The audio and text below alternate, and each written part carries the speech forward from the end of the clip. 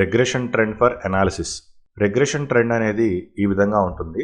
మనకి మెయిన్గా రిగ్రెషన్ ట్రెండ్లో 2 జోన్స్ ఉంటాయి. ఒకటి రెడ్ కలర్లో ఉంటుంది, ఒకటి బ్లూ కలర్లో ఉంటుంది. అయితే ఈ రిగ్రెషన్ ట్రెండ్లో మనకి గోల్డెన్ రేషియో అనేది మిస్ అవుతుంది. రిగ్రెషన్ ట్రెండ్లో గోల్డెన్ రేషియోని ఐడెంటిఫై చేసుకోవడానికి మనం ఫిబొనాకీ ఛానల్ అనే దాన్ని డ్రా చేసుకోవాలి. ఈ ఫిబొనాకీ ఛానల్ అనేది ఎలా డ్రా చేసుకోవాలి అంటే, రెడ్ కలర్ జోన్ ఎక్కువ ఉంటే కింద నుంచి పైకి డ్రా చేసుకోవాలి, బ్లూ కలర్ జోన్ ఎక్కువ ఉంటే కనుక పైనుంచి కిందకి డ్రా చేసుకోవాలి. అలా మనం ఫిబొనాకీ ఛానల్ ద్వారా ఈ రిగ్రెషన్ ట్రెండ్లో గోల్డెన్ రేషియోని ఐడెంటిఫై చేస్తాము.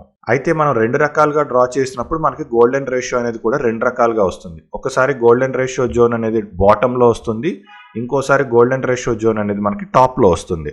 ఎప్పుడైతే మనం ఫిబొనాకీ ఛానల్ అనేది డ్రా చేస్తామో మనకి ఈ రిగ్రెషన్ ట్రెండ్లో 2 జోన్స్ కాస్త 3 జోన్స్ అవుతాయి. Semi golden ratio zone, neutral zone, golden ratio zone. మనకి సిచ్యువేషన్ బట్టి గోల్డెన్ రేషియో అనేది ఒకసారి సపోర్ట్గా యాక్ట్ చేస్తుంది, ఇంకోసారి గోల్డెన్ రేషియో అనేది మనకి రెసిస్టెన్స్గా యాక్ట్ చేస్తుంది. ముందుగా మనం అసలు ఈ రిగ్రెషన్ యొక్క ఇంపాక్ట్ మార్కెట్ మీద ఎలా ఉంటుంది, మనం దీని ద్వారా ఎలా మార్కెట్ని అనలైజ్ చేయొచ్చు అనేది ఒకసారి చూద్దాము. జనరల్గా మనకి ట్రెండ్ అనేది అప్ సైడ్ ఉండి గోల్డెన్ రేషియో కూడా పైన రెసిస్టెన్స్గా యాక్ట్ చేస్తుంటే మార్కెట్ ఫాల్ అవడానికి మనకి 90% ప్రాబిలిటీ అనేది ఉంటుంది. అలానే ట్రెండ్ అనేది డౌన్ సైడ్ ఉండి గోల్డెన్ రేషియో అనేది సపోర్ట్ గా యాక్ట్ చేస్తుంటే ప్రైస్ అనేది రైజ్ అవ్వడానికి మనకి 90% ప్రాబిలిటీ అనేది ఉంటుంది. ట్రెండ్ అనేది అప్ సైడ్ ఉండి గోల్డెన్ రేషియో కనుక మనకి సపోర్ట్ గా యాక్ట్ చేస్తుంటే ప్రైస్ అనేది ఫాల్ అవ్వాలంటే ఖచ్చితంగా సపోర్ట్ జోన్ ని బ్రేక్ చేసిన తర్వాతే మనకి ప్రైస్ ఫాల్ అయ్యే ఛాన్సెస్ అనేవి ఎక్కువ ఉంటాయి. అలానే మనకి ట్రెండ్ అనేది డౌన్ సైడ్ ఉండి గోల్డెన్ రేషియో కనుక రెసిస్టెన్స్ గా యాక్ట్ చేస్తుంటే ఖచ్చితంగా ప్రైస్ అనేది గోల్డెన్ రేషియో జోన్ నుంచి బయటకు వెళ్తేనే పెరగడానికి ప్రాబిలిటీ అనేది ఎక్కువ ఉంటుంది. గోల్డెన్ రేషియో ప్రొఫైల్ ఇండికేటర్ లో సెట్టింగ్స్ లో జిఆర్పి ట్రెండ్ అని ఉంటుంది. ఈ జిఆర్పి ట్రెండ్ అనేదాన్ని మనం ఎనేబుల్ చేసుకుంటే రిగ్రెషన్ ట్రెండ్ అనేది ఆటోమేటిక్ గా వస్తుంది. ఇంక్లూడింగ్ గోల్డెన్ రేషియోని కూడా అదే క్యాలిక్యులేట్ చేసుకుంటుంది. సిచ్యువేషన్ బట్టి గోల్డెన్ రేషియో సపోర్ట్ అవ్వాలా, సిచ్యువేషన్ బట్టి గోల్డెన్ రేషియో రెసిస్టెన్స్ అవ్వాలా అనేది కూడా అదే డిసైడ్ చేస్తుంది. సో మనం జస్ట్ ఆప్షన్ ఎనేబుల్ చేస్తే రిగ్రెషన్ అనేది మనకి ఆటోమేటిక్ గా వస్తుంది. మనం మెయిన్ గా ట్రేడ్ ఎంటర్ అయ్యేటప్పుడు ఫ్యాన్ అనే దాన్ని యూజ్ చేసుకుంటాము. So fan, CPR, volume profile ఈ కాంబినేషన్ తో మనం ట్రేడ్స్ అనేవి ఎంటర్ అవుతాము. అయితే మనకి గేమ్ యొక్క డైరెక్షన్ రిగ్రెషన్ ట్రెండ్ అనేది చాలా బాగా చెప్తుంది. ఫర్ ఎగ్జాంపుల్ ఈ కేసు తీసుకుంటే మనకి ఫస్ట్ ఇనీషియల్ గా ఒక హాఫ్ అన్ అవర్ లో మార్కెట్ అనేది ఫాల్ అయింది, తర్వాత అదే హాఫ్ అన్ అవర్ లో రివర్స్ అయ్యి నెక్స్ట్ హాఫ్ అన్ అవర్ వరకు మార్కెట్ అనేది మనకి అప్ ట్రెండ్ లో కంటిన్యూ అయింది.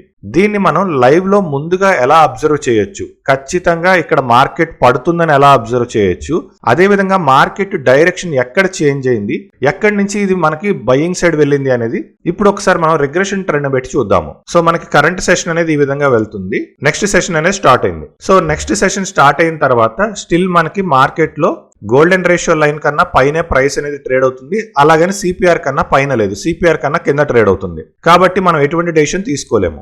ఎప్పుడైతే మనకి క్యాండిల్ అనేది గోల్డెన్ రేషియోని బ్రేక్ చేసి కింద క్లోజ్ అయిందో మనం ఎక్స్పెక్ట్ చేయొచ్చు మార్కెట్ అనేది ఇంకా నెక్స్ట్ కిందకు వెళ్ళబోతుంది అనేది. కిందకి ఎంత వరకు వెళ్తుంది అంటే ఈ రిగ్రెషన్ ట్రెండ్ ఎడ్జ్ ఏదైతే ఉందో ఆ ట్రెండ్ ఎడ్జ్ వరకు వెళ్లే పాసిబిలిటీ ఉంటుంది మనకి. సో మనకి ప్రైస్ అనేది ఖచ్చితంగా ట్రెండ్ ఎడ్జ్ వరకు వెళ్ళి అక్కడి నుంచి రివర్స్ అవటం స్టార్ట్ అయింది. అయితే ఇది రివర్స్ అయి పైకి వెళ్తుందా, మళ్ళీ గోల్డెన్ రేషియో దగ్గర రెసిస్టెన్స్ ఫేస్ చేసి కిందకి వెళ్తుందా అనేది మనకు తెలియదు. సో మనం క్యాండిల్ క్లోజ్ అయ్యే వరకు వెయిట్ చేయాలి.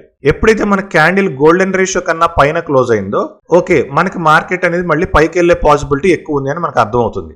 సో మనం చెక్ చేసుకుంటే so current half an hour ఏదైతే ఉందో ఈ హాఫ్ అన్ అవర్ లోనే మార్కెట్ డౌన్ ట్రెండ్ నడిచింది, ఇదే హాఫ్ అన్ అవర్ లో మార్కెట్ మనకి రివర్స్ అయ్యిందని కూడా చెప్తుంది ఈ రిగ్రెషన్ ట్రెండ్ ఆధారంగా. సో మనం అలానే కంటిన్యూ చేస్తే నెక్స్ట్ హాఫ్ అన్ అవర్ కూడా మనకి ట్రెండ్ చేంజ్ అయిపోయింది.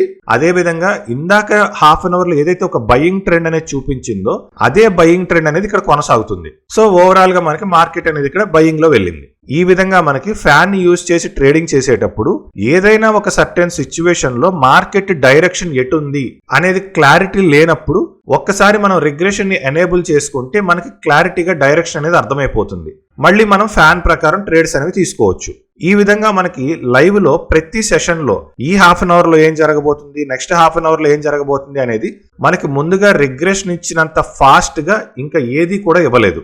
సో గోల్డెన్ రేషియో ప్రొఫైల్లో మనకి ఈ రిగ్రెషన్ ట్రెండ్ అనేది ఆటోమేటిక్ గా వస్తుంది, గోల్డెన్ రేషియోని కూడా అది ఆటోమేటిక్ గా క్యాలిక్యులేట్ చేస్తుంది. ఈ ఆటోమేటెడ్ రిగ్రెషన్ ట్రెండ్ అనేది మెయిన్ గా ఇంట్రాడే పర్పస్ కోసం మాత్రమే. స్వింగ్ ట్రేడింగ్ కానీ ఇన్వెస్ట్మెంట్ కానీ చేయాలన్నప్పుడు మాత్రం మనం మాన్యువల్ గా డ్రా చేసుకుంటేనే మనకి బెస్ట్ అవుట్పుట్ అనేది వస్తుంది.